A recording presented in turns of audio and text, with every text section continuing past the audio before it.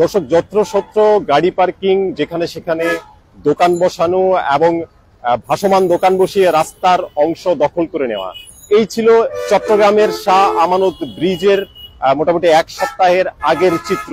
কিন্তু বলা যায় সেই এক সপ্তাহের ব্যবধানেই সাবেক শিক্ষার্থীরা তৎপর হয়ে দায়িত্ব নিয়ে এই চট্টগ্রামের নতুন ব্রিজের বা শাহ আমানত ব্রিজের যে চিত্র, সেটি পুরোটাই পাল্টে দিয়েছে।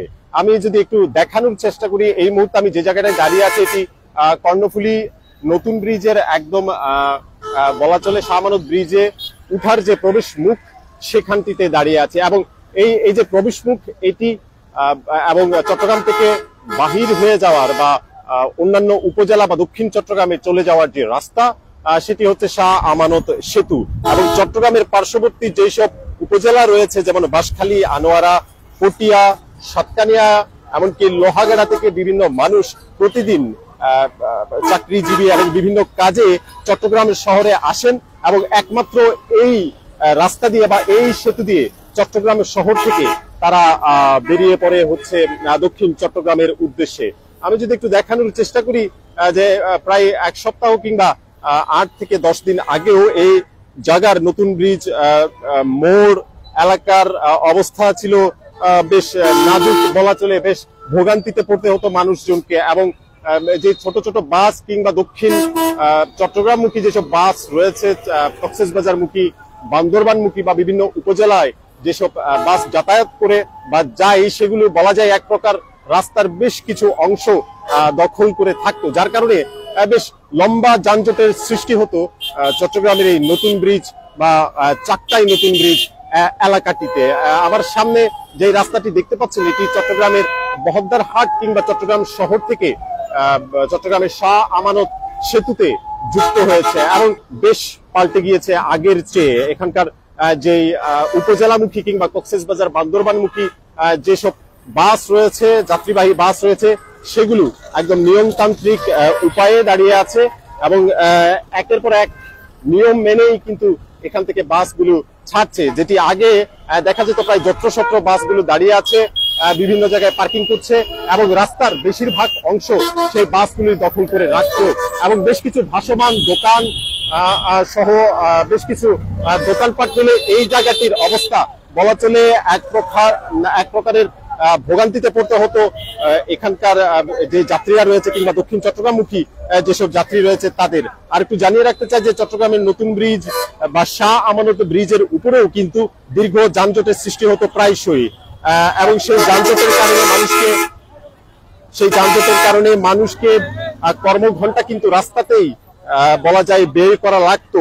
কিন্তু এখন যে চিত্রটি দেখতে পাচ্ছেন, যে এখানে ট্রাফিক সহায়তাকারী সিএমপি বা চট্টগ্রাম মেট্রোপলিটন পুলিশের পক্ষ থেকে ট্রাফিক সহায়তাকারী নিয়োগ করা হয়েছে। আমরা যতটুকু জেনেছি যে তারা সাবেক শিক্ষার্থী এবং তারা গত 10 দিন যাবত বলা চলে বা গত 8 থেকে 10 দিন যাবত তারা এখানে তৎপর আছে বেশ এবং পাল্টে দিয়েছে এখানকার যে ট্রাফিক ব্যবস্থা কিংবা যানজটের চিত্র সেটি। আমরা চেষ্টা করবো যে তাদের সাথে একটু কথা বলার জন্য, কিভাবে তারা এখানে কাজ করছে, কাদের সাথে সমন্বয় করছে এবং বেশ কিছু একটু যদি জানতে চাই যে আপনারা এখানে কিভাবে সমন্বয় করে কাজ করছেন এবং কিভাবে এই চিত্রটা পাল্টে দিলেন এবং আপনারা কারা? জি, আমরা হলাম যে সিএমপি থেকে নিয়োগ দেওয়া হয়েছে, আমরা ট্রাফিক বিভাগের থেকে। তো এখানে একটা সময় ছিল যে মানে এই গাড়িগুলো ঠিক করে দাঁড়াইতো না, ছিনতাই, তারপর হলো যে আপনার গ্রাম সিএনজি এগুলো সবসময় থাকতো। কিন্তু আমরা আসার পরে এই অবৈধ গাড়ি, তারপর হলো যে আপনার এগুলো একটা নিয়ম শৃঙ্খলার ভিতরে নিয়ে আসছি। এই কারণে একটা ভালো একটা সিচুয়েশন ক্রিয়েট হয়েছে এখন এখানে। এখন আগে যেরকম আসলে আপনাদের জ্যামজট করতে হইতো, এখন এটা আর করতে হবে না। এখন আমরা সবাই সবসময় আসি এখানে 24 ঘন্টা নিয়োগ থাকা অবস্থায় আমরা 7 জনের সাথে মিলে আমরা এখানে পাবলিকের হেল্প করতেছি। যারা বাস ড্রাইভার আছে বা মালিক সমিতি আছে তাদের সহযোগিতা কেমন পাচ্ছে?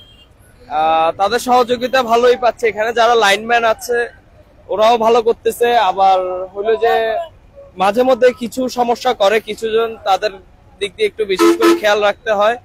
এছাড়া সবকিছু ভালোই আছে। ধন্যবাদ। যেমনটি শুনছিলেন একজন ট্রাফিক সহায়তাকারীর মুখে যে এখানকার যে চিত্র, তারা আসার পর থেকে এখানকার চিত্রটি বেশ পাল্টে গিয়েছে এবং এখন থেকে তারা এখানে এভাবেই যান নিয়ন্ত্রণ কিংবা ট্রাফিক ব্যবস্থা নিয়ন্ত্রণ করবে বলে আমাদের জানিয়েছে ইতিমধ্যে। আপনারা দেখতেই পাচ্ছেন যে তারা চত্বরের বিভিন্ন পাশ ঘুরে বাসগুলো যাতে যত্রশত্র দাঁড়িয়ে না থাকে কিংবা গ্রাম সিএনজি যাতে শহরে এলাকায় এসে যানজট কিংবা অতিরিক্ত যানবাহনের সৃষ্টি না করে সেসব বিষয়েও খেয়াল রাখছে। আরো একটি বিষয় জানিয়ে রাখতে চাই, এই নতুন ব্রিজ এলাকা বা শাহ আমানত ব্রিজ এলাকায় আমি এখন যে জায়গাটায় দাঁড়িয়ে আছি কিংবা যে সড়কটিতে দাঁড়িয়ে আছি তার কিন্তু বেশ অর্ধেকটি কিন্তু বলা চলে এই ধরনের ছোট পরিবহন কিংবা উপজেলার পরিবহনগুলো দিয়ে সার্বক্ষণিক যান চলাচলের বিঘ্ন ঘটাতোই এবং বেশ কিছু ভাসমান দোকানও আমরা দেখতে পাচ্ছি যে রাস্তা থেকে সরিয়ে এক পাশে সরিয়ে দেওয়া হয়েছে।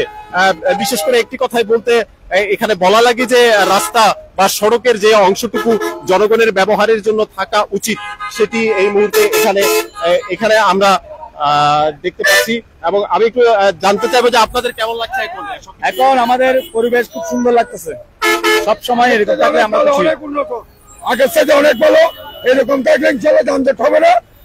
বর্তমানে একদম সকাল থেকে সন্ধ্যা পর্যন্ত রাত পর্যন্ত এইভাবে থাকে আপনার নতুন ব্রিজ। ওরা আছে, ওরা দায়িত্ব পালন করতেছে, ওরা দায়িত্ব পালন করতেছে। পাশাপাশি পুলিশ প্রশাসন আছে, আমাদের টিএসআই আছে, সবাই দায়িত্ব পালন করতেছে, যানজট নিরসন মুক্ত। যেমনটি শুনছিলেন একজন